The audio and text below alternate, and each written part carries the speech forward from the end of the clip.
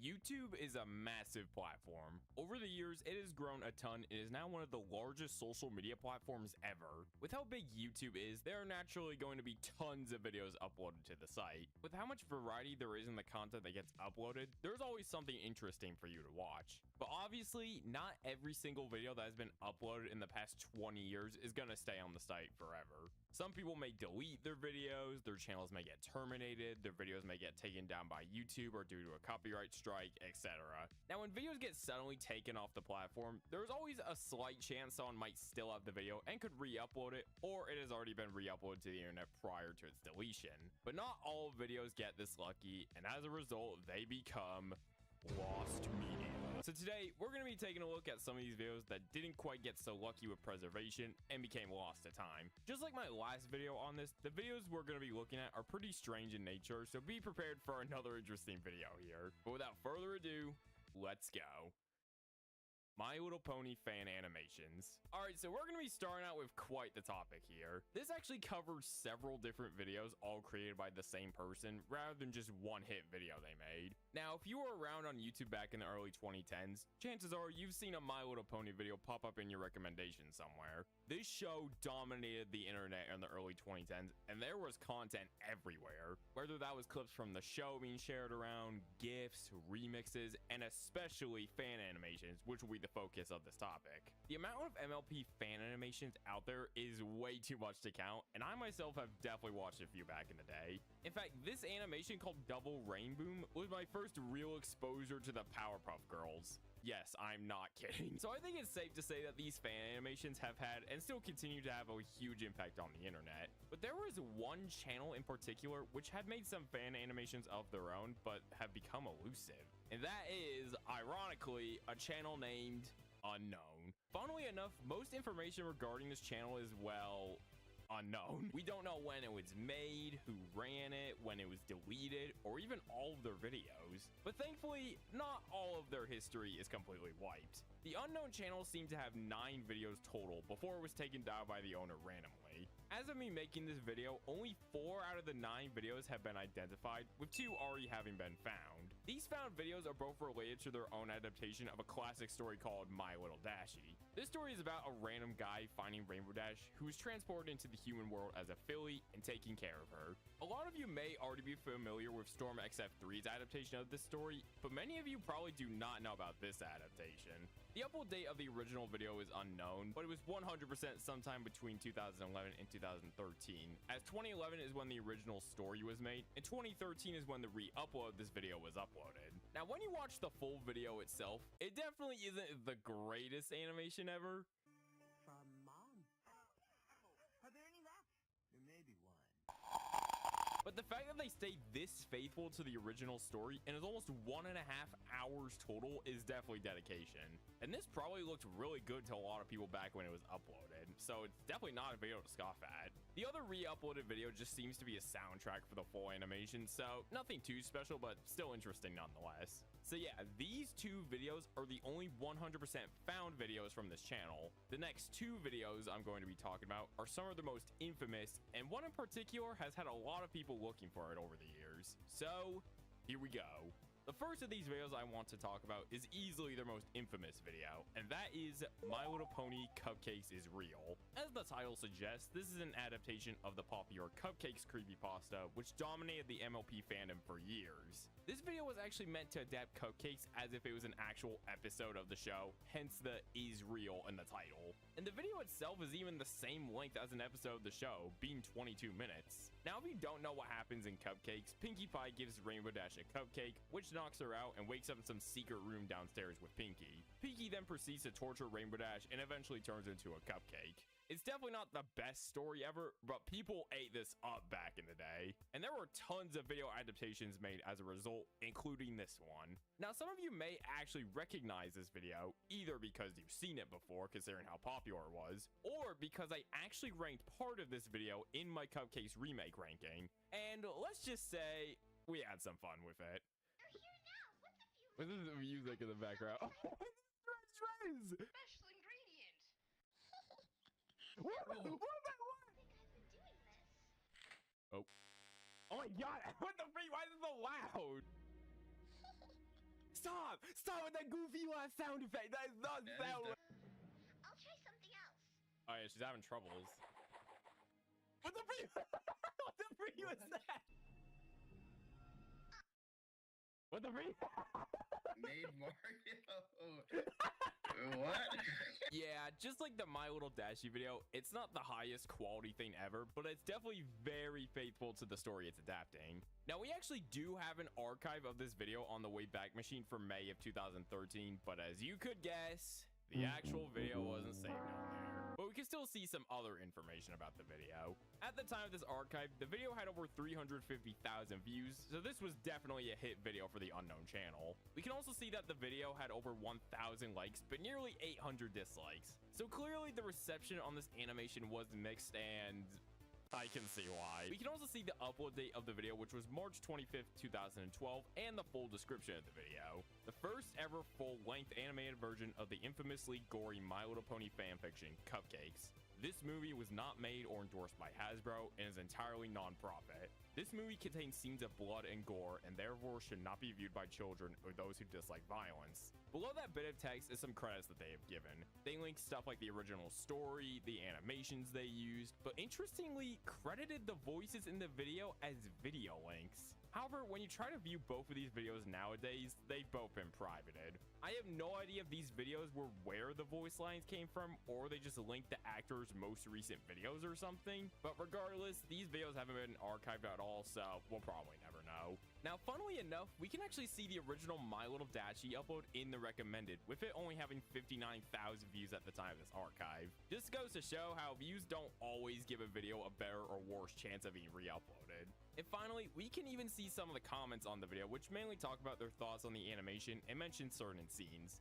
It don't look very good and the voice is okay, but finally a video of Cupcakes. Like. Bad voice acting, bad animation, and low resolution. But you have heart and to do the only thing a animator will never do. And for that, I respect. Keep up the good work.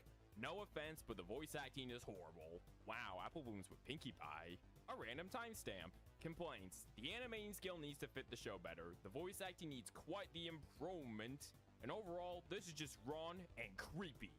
So yeah, like I said, the reception on this video was pretty mixed, but people still acknowledged how much work went to it and didn't really fully hate the video. But even with that, the video was eventually deleted along with the entire channel anyways. Since its deletion, there's actually quite a bit of surviving content of this video still out there. The reason part of this video was even able to be featured in my ranking video is because someone partially re-uploaded the full video back in March of 2013, giving us most of the entire first half of the video. I say most of the first half because there is a part cut out of the first part on their channel, but we'll get to that soon. I don't know why they didn't just re-upload the full video, but hey, at least we have this much of it at all. But that's not all we have left of the video. We also have two different reaction videos, with one being a girl watching the first half of the video, and we can see the intro part that the other person cut out of their partial re-uploads, with Rainbow Dash flying around before realizing she's late for meeting Pinkie. Then there's this other reaction video, which doesn't show the video, but you could still see parts of it in the reactor's glasses, and you can even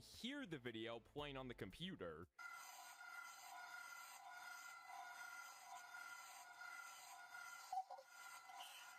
Now, this actually isn't the full audio, as there are parts of the reaction which are cut out, but this is almost the entire audio right here. There is also one other video which shows footage, but it's the same intro sequence we already have, but just in higher quality. And well, that's all the content we have in this video right now. It's quite impressive just how much we have of the original video already, considering how many lost YouTube videos out there don't even have a second of footage to go off of. And even if they do have footage, it's not always the longest clip ever, sometimes just being a few seconds. But with this video, we literally have the entire first half already. It's just the second half that's missing. But the next video doesn't have anywhere near as much to go off of as this one. And that video is My Little Pony Rocket to Insanity is Real. In the same format as the Cupcakes video, this video was an adaptation of the sequel to Cupcakes, Rocket to Insanity. In Rocket to Insanity, it's revealed that everything that happened in Cupcakes was a nightmare, and so Rainbow Dash is scared of Pinkie because she doesn't want that nightmare to become reality. Unfortunately, like I said, there's not that much information on this video at all. There's not even an archive page of the video like the Cupcakes one had, but there still is some surviving information. The title is the same as the Cupcakes one, but obviously with Rocket to Insanity instead. Part of the description was also able to get cached, and from the looks of it, it's formatted the same way as the Cupcakes one. And funnily enough, the thumbnail for this video was actually archived. The Cupcakes one wasn't archived whatsoever, despite it seeming to be the way more popular video. Although, I did find what looks like to be the thumbnail for it in this Cupcakes reaction video, so there you go. As for Rocket to Insanity's thumbnail, it isn't anything too special, as it looks like a reused clip from the Cupcakes video. But again, that makes sense considering the story is a Cupcakes sequel. And well, that's it. That is all we know about the Rocket to Insanity video. This one doesn't have any re-uploads, any reactions, any archives, barely anything. So those are the two infamous lost videos from this channel. And since the channel was deleted, people have been looking for both these videos for years now, but obviously haven't been able to find either in full. This whole rabbit hole is just really interesting to me, because it seems like a lot of people really want to see these videos again, despite how low quality the animation for these were. And again, there are still 5 videos from this channel that we have no idea about. We don't know if maybe they uploaded soundtrack videos for the Cupcakes and Rocket to Insanity videos, if they uploaded some other MLP animations, or if they even upload some non-MLP related content as well. These 5 unidentified videos still remain a mystery, but I have a strong feeling that at least some of the videos from the channel could be found. There's got to be someone out there who saw these back in the day and wanted to archive them, because the MLP fandom was and still is insanely dedicated to preserving any fan content they can. There's several YouTube channels and websites all dedicated to re-uploading deleted MLP videos. There's no way these animations are just gone for good like that, especially the Cupcakes one, considering we already have proof of at least one person saving it and re-uploading it. So if you have any more information about this channel or know where these missing videos could be, please let me know. This is a topic I find really interesting, and I could definitely see it making some more progress soon if enough people are interested. Mario Goes to the Hospital. This one is going to be very interesting to cover, because this is actually a video I watched back in the day, which is why I'm including it here. This video was a skit about Mario's head falling off and being sent to the hospital to be fixed up. Now, these Mario skits were everywhere on YouTube. If you were a big Mario fan and watched YouTube back then, you definitely come across a few. Cute Mario Bros especially made some good ones, and I still revisit their videos every now and then and still find them funny as hell all these years later. Mario? Oh my gosh!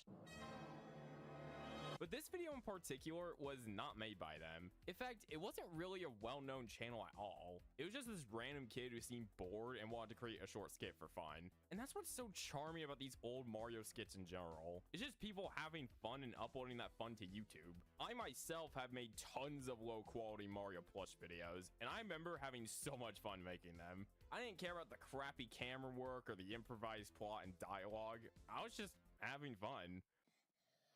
Thanks for watching. Now back to the video, I don't remember exactly when I watched it, but if I had to guess, I probably watched it sometime in 2013, as that was when I really started getting into Mario content. but the actual video itself was uploaded way earlier than that, being uploaded back in 2011. As for details about what happened in the video, they are very blurry, which makes sense considering it's been over 10 years since I've seen it. But thanks to some others' recollections combined with my very blurry ones, I can put together a rough synopsis of what happens in the video. So the video was pretty short, being only 6 minutes in length. It starts out with the classic iMovie Star Wars scrolling text, which just describes the plot of the video. This was something I completely forgot about until a user named Orange Chameleon 777 mentioned that, and that memory just suddenly got unlocked. So shout out to that person for mentioning that. Anyways, after the intro, the actual video begins. Like I said, the person recording the video was pretty young and didn't seem to really care about making the video look like the most professional thing ever. A figurine of Mario jumps around for a little bit before his head suddenly falls off. After this, Luigi finds out and takes Mario to the hospital. Mario is then fixed up by some character which no one seems to remember. Orange Chameleon 777 also seems to remember a character who was a wooden cube with a happy and sad face drawn on them, but they don't remember what role they played in the video. Potentially this was the character who fixed up Mario, but as of now, nobody seems to know. And well, that's all we know about what likely happened in the video. Nobody remembers how it ended or what else happened after Mario got sent to the hospital. I do remember some oddly specific details like this rug appearing somewhere in the video. I have no clue why I remember this specifically, maybe because I recognized the carpet and thought it was cool it made it into a YouTube video? I have no idea. If I had to guess, they might have used this carpet as a way to show Mario being driven to the hospital. It makes the most sense, but it could very well just be something they recorded on for no narrative reasons. An Orange Chameleon 777 also remembers Mario humming the Castless melody from Super Mario World after his head falls off. So some random details, but still details nonetheless. Now this video actually seemed to stay up for years, being last seen in an archive of a random YouTube multiplier in 2017. The most notable thing about this archive in particular is the video's view count and an updated description. Update as of May 28, 2016. Thanks for 2 million views in conjunction with Peoria Area EAS. I know many of you hate this video, but it was my brother's video from when he was 8. I know many of you were wondering. For those bad comments, I forgive you all. He has a new YouTube channel. I don't know what it is though. Please check out the revised version created on June 3rd, 2016, courtesy of our associate channel, Peoria Area EAS. However, it looks like this revised version is also lost as it is no longer available. Now, as for the view count, it's actually quite shocking. This lost video had nearly 3 million views before its deletion. Wow. Nearly 3 million views, but once it was deleted, it was gone just like that. Once again, just goes to show how easy it is for something popular to completely vanish in seconds. So the video was definitely up by at least 2017 and was probably deleted not long after this archive. There's also an archive page of the video from 2012, but can you guess what I'm about to say? Yeah, the actual video wasn't archived, of course. But as usual, we can see some other information about the video on this page. As of this archive, the video already had over 250,000 views and 140 likes to 180 dislikes. So a lot of people did not enjoy this kid, it seems. The video was uploaded by a channel named Mario2000595, who had 28 other videos uploaded at the time. We can also see that the video was uploaded on September 6, 2011 to be exact, and the description isn't really anything special, especially when compared to the updated description. There are comments on this page as well, but these comments kind of suck. And that's pretty much all the information on this page. The last bit of info we have about this video is its thumbnail, which shows Mario laying in bed with his head still detached from his body. And this thumbnail frame was actually used as a meme by a few people before the video was deleted, which I find pretty funny. But yeah, that's pretty much all the information we have about this video. Despite how unbelievably popular it got, nobody seemed to re-upload it after it was deleted. And not a single bit of footage seems to have resurfaced whatsoever. Not only was this video deleted, but all of Mario2000595's other videos seem to be gone as well. So it's not just this video. I know that this video isn't the most high quality thing ever, but it'd still be nice to see it again. And I know there are many people out there who'd also like to see this again. There have actually been some posts talking about the video and wondering if anyone knew where it could be. It's a video I think about every now and then, and I think it could be found. Maybe someone out there decided to save it along with a bunch of other Mario skits and just doesn't know it's lost. But who knows? We'll just have to wait and see. Mario Mario Christmas special. This topic is actually another video I watched back in the day, and just like the last one, it was a Mario skit. Although this one was definitely way more high quality than the hospital video, and I actually watched some other videos from the channel it was uploaded to as well. But I want to focus on this one video in particular because it seems to be the only one I remember that I can't find anywhere online. And that is the video titled Mario and Luigi A Christmas Special 2, uploaded by a channel named Shadow Bros. Shadow Bros was a fairly popular Mario skit channel who made videos that felt very similar to Keep Mario Bros. Skits. Now they actually treated these skits as part of a series simply named Mario and Luigi. They even gave it seasons and other stuff. There was even apparently a whole Mario and Luigi movie at one point. The Christmas Special 2 video seemed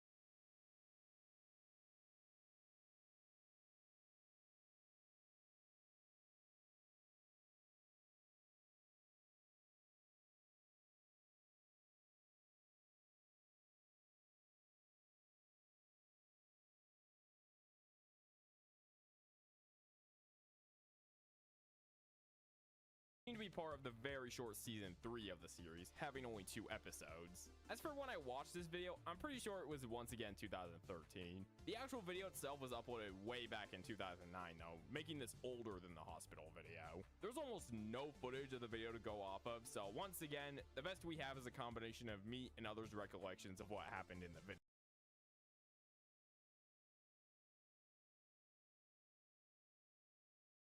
The one type of hobby and passion I feel that has benefited the most from the internet is probably artistry. Creating art is probably the oldest form of human expression, as even back in the caveman days where Grug was drawing on cave walls with the blood of his enemies, centuries, millennia has passed, and we're still creating art. And now with computers, the art doesn't even have to be physical anymore. Now of course the label of artistry is very broad, and can refer to a lot of things these days, but I'm sticking to the basics and referring to mostly drawing pictures and creating crafts. Whether you want to express yourself or show your love for something, drawing art is always one of the first things people will jump to. Sharing art was one of the first things people did on the internet. Posting it on different websites or creating their own websites, art has always been a part of the internet. And nowadays, people have found more ways to get more eyes on their artwork and potentially even make some money off their hobby in this dire economy. A lot of online artists have hopped from website to website trying to find the best one to share their art with the world. There was Tumblr, which was the best for a while, and then they ruined that. Then they jumped ship to Twitter, where they probably spend more time arguing about the art than creating it, so it seems like we haven't got that perfect artist website yet. But hey, when all else fails, we can always go back to tradition. That tradition being DeviantArt. Every artist has to start somewhere, and for a lot, that was probably on DeviantArt. DeviantArt was one of the most popular art sites of the 2000s. If you were born in the 2000s and loved drawing, you had a DeviantArt. It was law. It was the perfect place for an artist to get a following online and to communicate with your fans before social media really took off. There's probably a bunch of famous and infamous artists who got their start there. It was a net positive for the longest time, but things would quickly change that. Over time, as the website grew and grew, it became, well, known for something else entirely.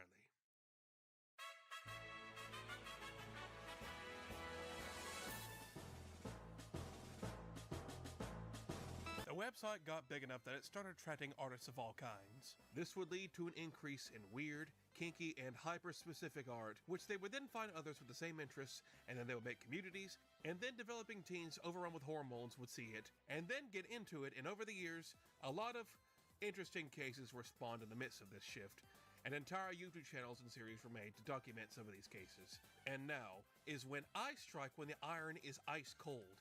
Get your pumps ready, we're going to dive into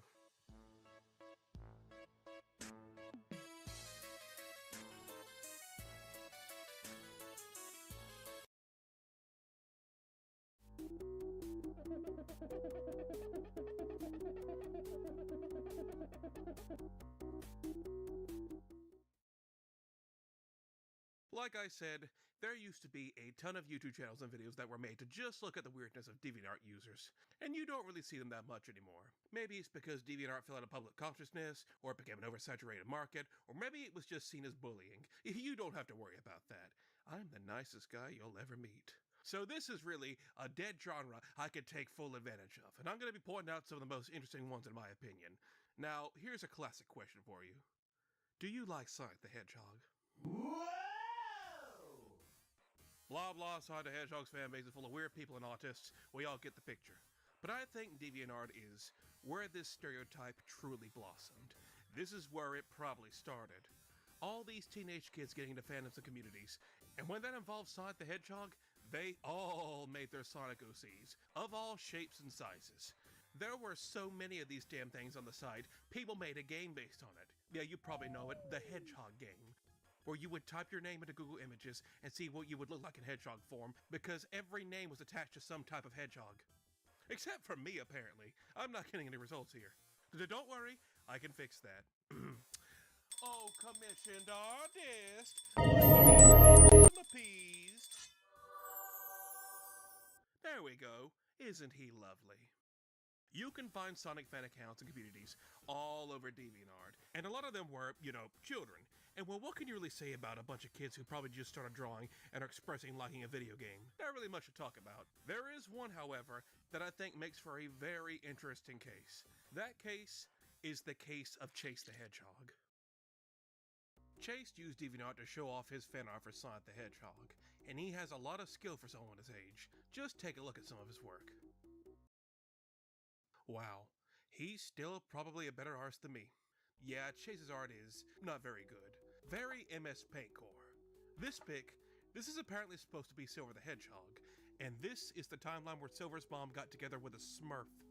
And this is Supersonic Level 4. Oh, so these must be the legendary hentai quills Mark Plummer told us about. Fucking hentai. But Chase is a kid, so it's excusable, which is what I would be saying if not for the fact that this 13-year-old claimed to be 18 when he very clearly was not. The bravado on this kid is something to be admired. In all of my years on the internet, I've never seen a teenager be so adamant on their art. He'll never have self-esteem issues, that's for sure. He even uploaded them to his YouTube channel, which is surprisingly still up to this day, and with only one video.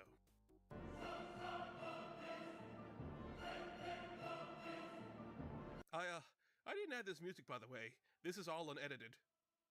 But for what he saw as Picasso, it wasn't the same for everyone else. A lot of people on DeviantArt saw it for what it was, and that just wasn't exclusive to DeviantArt either. Because once the guys over on 4chan thought about this, they saw the opportunity to mess with this kid, and took it. Since he had a massive ego, it was very easy to set Chase off, and you could find him getting into arguments with his detractors all the time. They would draw fan art of his fan art, some even going out of their way to surpass his art in every which way, of his OC dying in gruesome ways, plenty of stuff being made. Now, I'm not gonna sugarcoat what this is. This is just flat out some grown adults bullying some 13-year-old for being cringe. This was the late 2000s, and the whole thing with cyberbullying and targeted harassment wasn't as widely known as it is now. Is it wrong for a bunch of grown adults to draw pictures of a teenager Sonic OC all bloody and beat up? Oh yeah, for sure.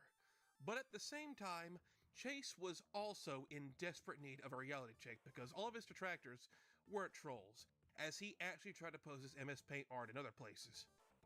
He tried posting his art to a website called Concept Art, which is an actual professional artistry website. You post here to get actual critiques and advice from supposed professionals in the field. And I don't think Chase truly grasped that, as when he posted here, expecting to get nothing but praise for his Da Vinci's, he of course got the opposite. People trying to give him actual advice. Some just thought he was a troll, and Chase wasn't having it. This one quote by this one user best describes the entire situation. "The best advice I can give you right now is to kill your ego. That was one of the first things I read coming here, and it's true. Ego and attachment will be the biggest hurdles to improvement. Keep in mind concept art is different than DeviantArt." After enough shit flinging, the thread got closed, he made another one, he made one last post calling them all haters and trolls, and that was the end of Chase's concept arc. Oh, and you may notice that I've been using some screen caps from an account called Twisted Fiend. That's actually just Chase on a different account. It was very easy to tell it was just Chase again. The art styles were pretty much the exact same, and he denied it at every possible opportunity, even after falling for the oldest trick of the book. He would then do this again and hopped onto a different account and fell for the exact same trick again. Surprisingly, he ended up getting a girlfriend in the midst of all this. God, DeviantArt girlfriends, has that ever worked out? She was 14, and remember, Chase was claiming to be 18. Thank God he was lying about that, because if that were true, then She would chip in and fight the trolls too, and in retaliation, they did the exact same things to her that they did to him. He would continue to combat against the trolls, and after a few years of this, it all just petered out. It seems everyone got bored of Chase's shtick, and Chase would fade into DeviantArt obscurity. Chase is a prime example of the old and forgotten rule of the internet. Don't feed the trolls, or else it'll be nothing but annoyance and misery for you, and hours of entertainment for someone else. Some believe this entire time, Chase was a troll himself, playing some 4D chess and tricking others into messing with him for art he made awful on purpose, just so he himself could have some entertainment. Whether he was or not, it doesn't matter now, as he's now a full-grown adult, living his life and probably never thinking about his old DeviantArt days.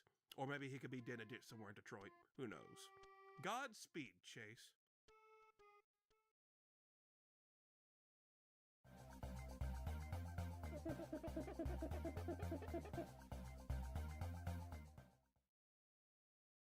Of course, when it comes to DeviantArt, you're never going to escape all the weird kink content on the site.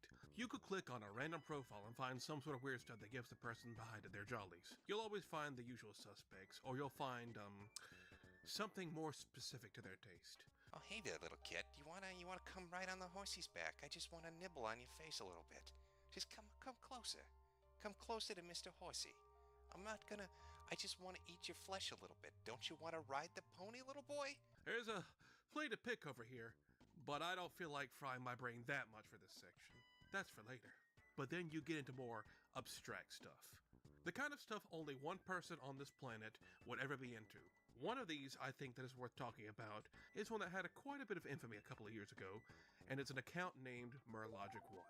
Merlogic is not an artist himself per se, so he's the odd one out of this video. Instead, Merlogic was a commissioner. Instead of drawing the art himself, he would pay artists to draw the art for him. And the art he would commission became notorious for being incredibly specific. Every time without fail, Mer would commission an artist to draw rich cartoon women buying Wonder Bread.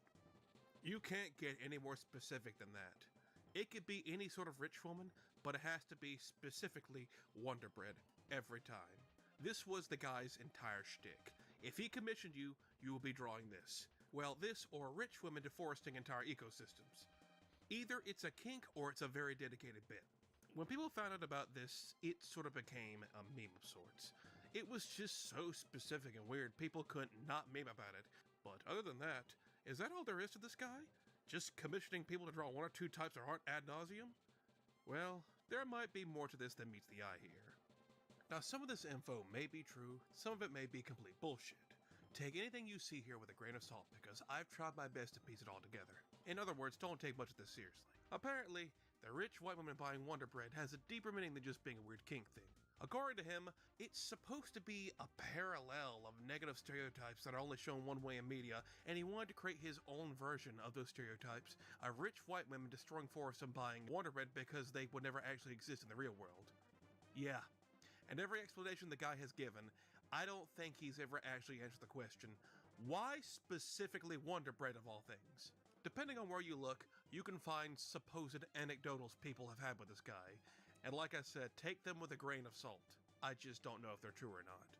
Now, of course, when commissioning an artist, they're going to request what they're drawing and why, and this guy just has to sit there and explain the whole thing for them to get it.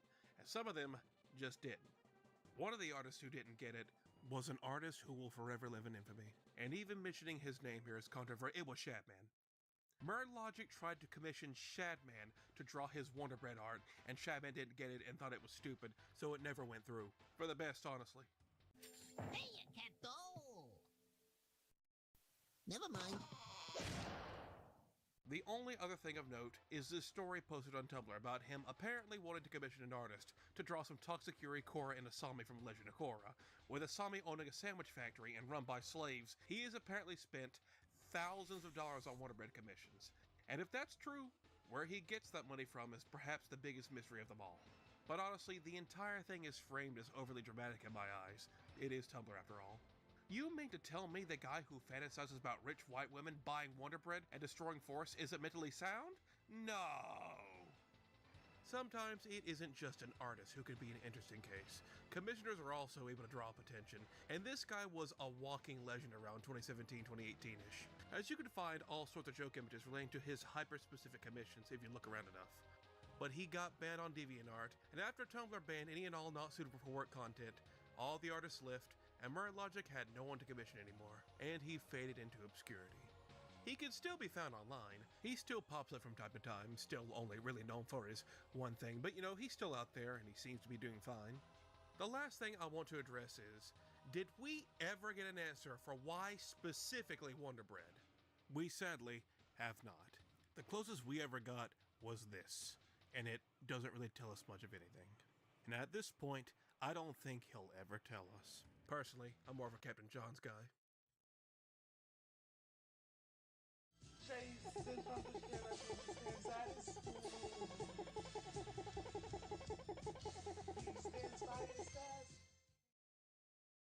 There are some DeviantArt cases which are weird, some cases that are gross and uncomfortable, and then there are some where you don't even know what to make of it.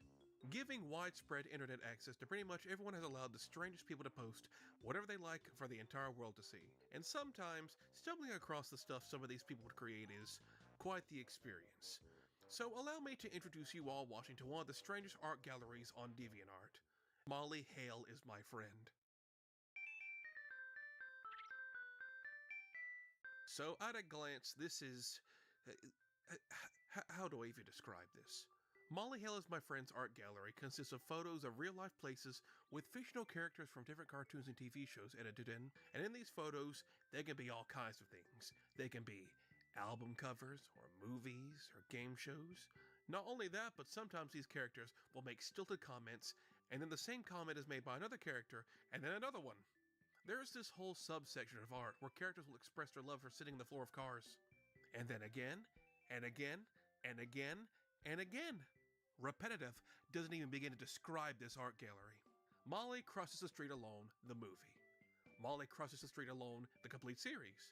Molly Crosses the Street Alone, the Christmas movie. Molly Crosses the Street Alone, the board game. Molly Crosses the Street Alone 3, the movie. Happy Bear Cove After. I Crosses the Street Alone, the complete series. Maggie Crosses the Street Alone, the complete series. Tails Crosses the Street Alone, the complete series. What is going on here? The entire art gallery is this. It's the same stuff over and over and over.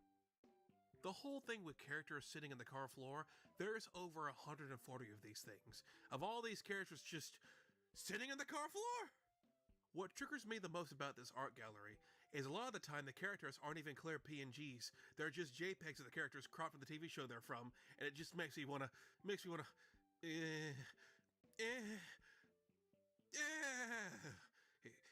worth it. It's not worth it. Some of you are probably weirded out and wondering what exactly is up with this art gallery, and this is when I reveal the creator of this DeviantArt page. It's not some teenager, but it is instead a grown man named Eric. Eric goes by the name Tasman. He is a 43-year-old man as of the making of this video, and if it wasn't obvious, Eric is far from neurotypical. He is absolutely autistic, but he's definitely more so on the low-functioning side of things. And yeah, it's controversial to call it that, but come on, what else do you call this? Eric has been making this art for years and years, over 5,000 pieces, and it's probably the most consistent art gallery I've ever seen. He has barely changed anything about his art, because, well, it's for him and him alone. Oh, did I forget to mention, he's also made song parodies involving his hyperfixations? Chases from the killers when he stands at his school. He stands by his desk in school each day. He plays with the blocks and other toys. He plays with white bags and goes out to the playground. Yes, he stands at his desk. You know, I'm starting to get a sense of deja vu here. He even has his own website where this is the most 2000s looking website I've ever seen. It's just more nostalgic for old TV shows and game shows. There's a lot of links here, and a lot of them are also broken. This one leads to a fake game show called The Wheel of Losers, which seems to be a hodgepodge of Eric's hyperfixations, and it also involves the electric chair and Chinese water torture. Okay, moving on. There's also various links to Tickle Me dolls of the various girl characters he's posted about. Oh, I don't think I want to browse this site anymore. Learning this stuff was made by a man in his 40s instead of like a teenager might change the tone of things a bit. Especially since Eric has this fixation on little girls from old cartoons. Molly Hale in his name is the name of a girl from one of the Pokemon movies, and he especially likes to put this one girl named Penny from an obscure cartoon called Sylvania Families and everything. Every little girl is a kind of cheese. What the fuck did he mean by this? It would not take long before someone will question, why is this grown man in his 40s making all this content around cartoon little girls? Eric making all of this hyper-autistic art would attract a lot of trolls and detractors who would very much accuse Eric of getting his jollies off of making these. Eric would get into fights with these people all the time. He would have constant meltdowns, repeating the same phrases over and over and over again, telling the trolls to stop. And you're probably asking me, so what's the truth on the matter? Honestly, I don't know. When you look at it from a glance, it does seem very creepy a grown man is making content with a fixation on cartoon little girls. But when you look at the full picture, I don't know. I'm no mental health expert at all, but Eric's mind seems to be stuck on an endless loop. There are many ways one could look at it, but Eric is always fixated on nostalgia. All the cartoons and games he posts about, the way he makes 1,000 variations of the same thing over and over and over again, always talking about how malls will never die out and sitting on the floor of a car, stuff he likely did as a kid. It feels like after the year 2004, this man's brain just stopped acquiring new information.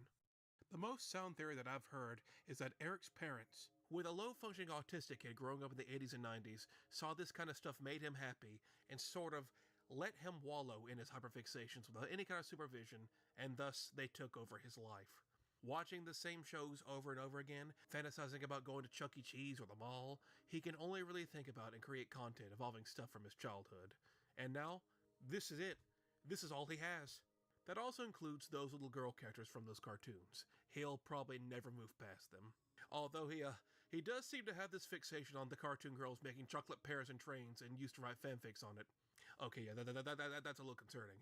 So is Eric dangerous? Honestly, I don't think so. Knocking on wood! From the looks of his actual life, it seems he's going to be dependent on his family for the rest of his days. He's expressed disappointment with not being able to do grown-up things and being stuck at home, but he does actually seem to love his family. He's talking about how he wants to make his late grandma proud and cook. The only person he seems to dislike is his sister, who he's gone on record to complain about and how happy he was when she finally moved out. I legit kind of feel bad for the guy in a way, knowing he'll be taken care of by someone else and he'll probably be making this content until the day he dies.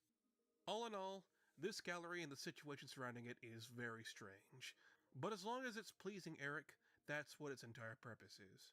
If you look at any of his art without any context whatsoever, it's hilarious. You might have seen his weird pieces floating about somewhere on the web, and now you know where they come from. I am going to drink ocean water! Honestly, just let Eric live in his own world. I think it's what's best for him.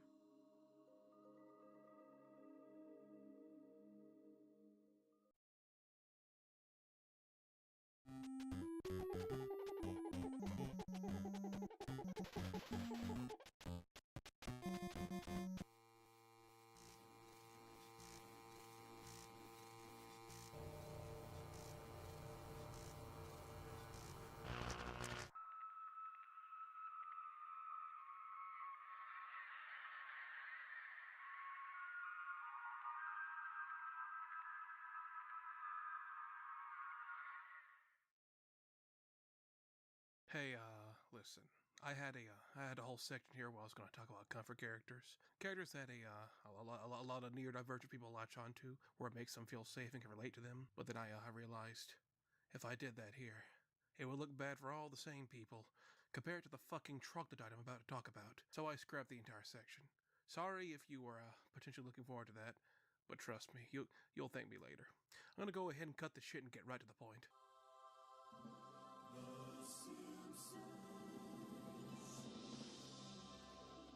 In 1989, a man named Matt Groening created The Simpsons. It was super popular, and in that show there was a kid named Bart, who became a cultural icon around the time, and then almost 2 decades later, a man will become obsessed with Bart in the worst way possible.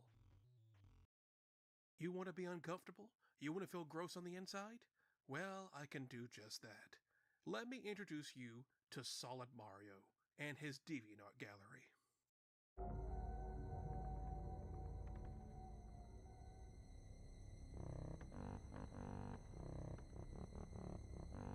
Are you still here? Have you fled yet? Well, if you haven't, you're well prepared for what's to come. For those who are clinically blind, this entire DeviantArt gallery is dedicated to Bart Simpson, drawn in very questionable ways. Now, in truth, I don't know what made me think it was a good idea to put this DeviantArtist in this video, because really and truly, I don't know how much of this YouTube is going to let me show. Yeah, Bart's just a cartoon character. The show's drawn him naked plenty of times. But they drew him naked to be funny. It's no secret what the intention of drawing him here